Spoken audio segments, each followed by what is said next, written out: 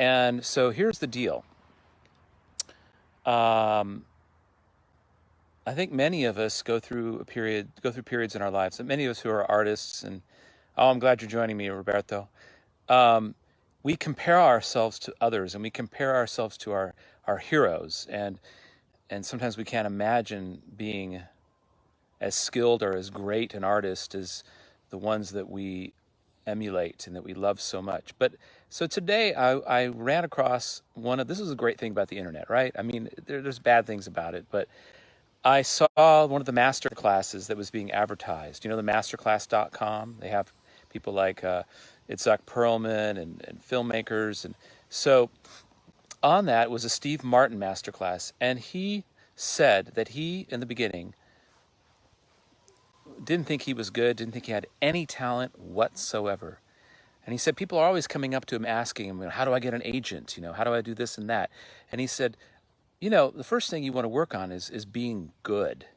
But beyond that, just being good, is that we all have our own unique way of looking at the world, and we have our own unique way of creating and expressing ourselves that is completely valuable.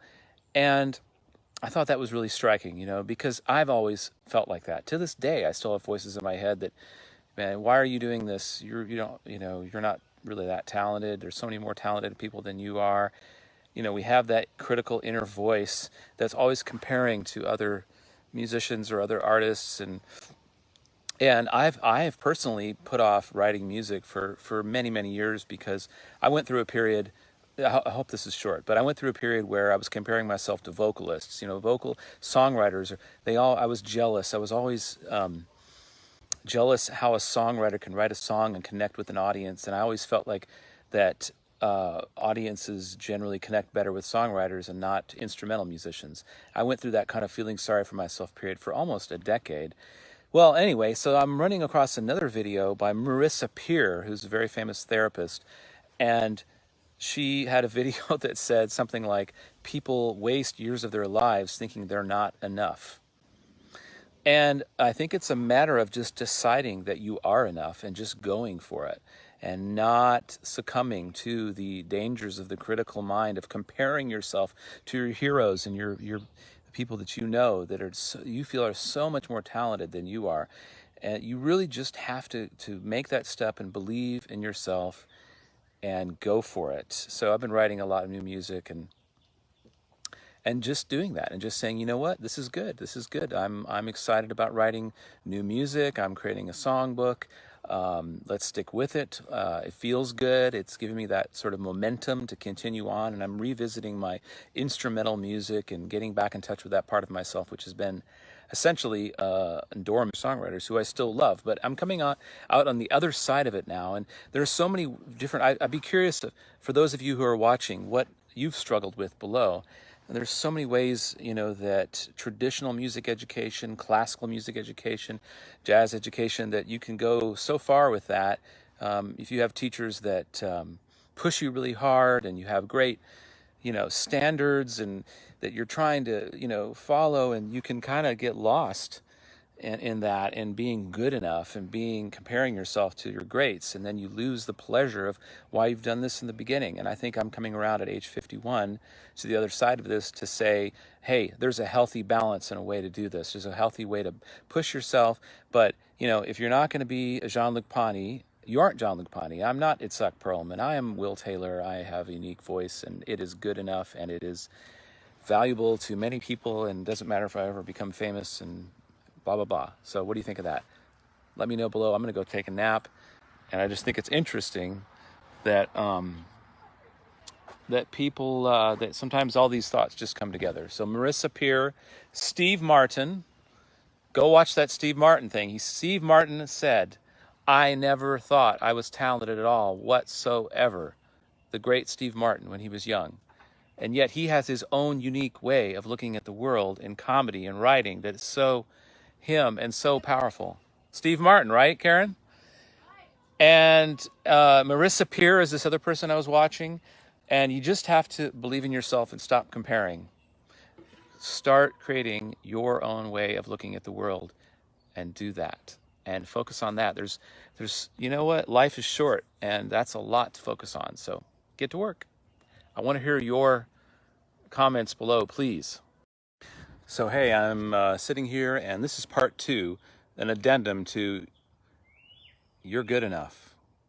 And I was just thinking about how common it is for even folks that I admire, that I consider to be great artists that have achieved so much. It's so common for many of these folks who've achieved so much to still have great insecurities about themselves, to have insecurities that they're enough.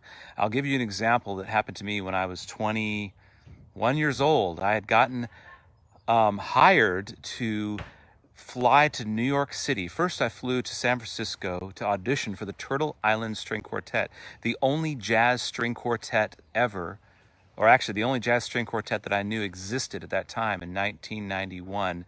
I flew out, and I got this is before internet times. I just wrote a letter to the quartet, and they invited me out after they heard me play some live jazz on my viola on KUT radio all the way back in 1991. So they invited me out, they flew me out to audition, and they ended up liking me so much that they invited me to play with them in New York City and Town Hall on National Public Radio.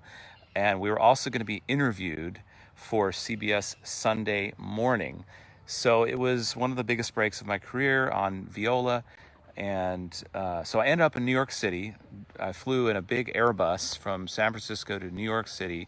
And it was one of the most amazing times of my life, because I remember just exploring New York with Daryl Anger, and them saying that I was going to be coming back to New York regularly, and that I was going to be this voice as a jazz string player.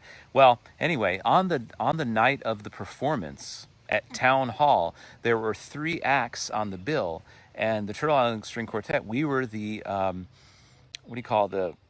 not the opener, but the headliner. We were the headliners.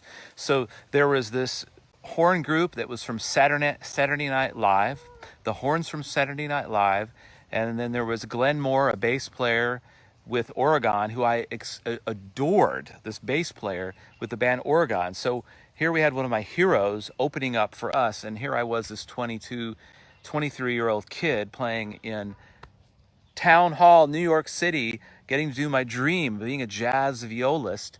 And I'm sitting up in the balcony with the cellist of the Turtle Island String Quartet, Mark Summer, and we're watching the other acts sound check. And I'm just trying to keep it together, because I've never performed in front of an audience that size or with that much prestige on National Public Radio. Any case, I'm sitting next to the cellist, and he tells me, I gotta go backstage. I can't.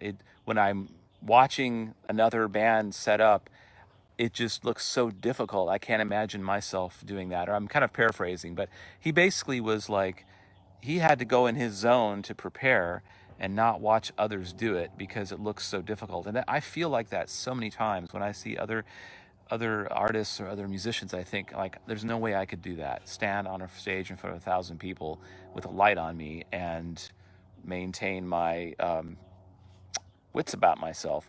Well, so I mean, this is the very well-known jazz cellist. I hope he doesn't mind me outing him.